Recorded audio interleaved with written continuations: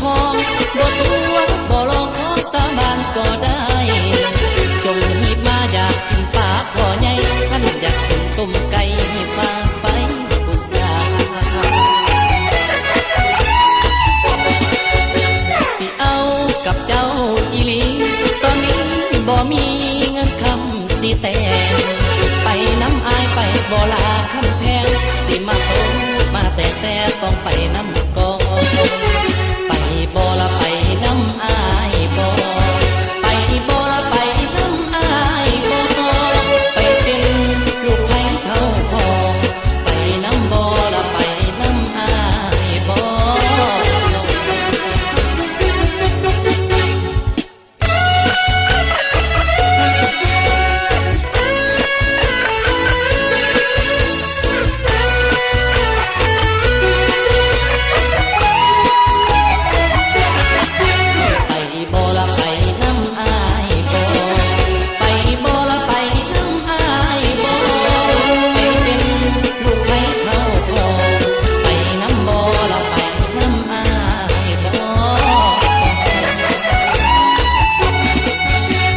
ขอเจ้าตามหีทองบ่ตัวบ่ลองขอสาบานก็ได้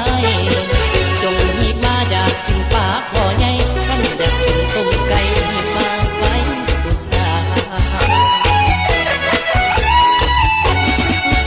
สิเอา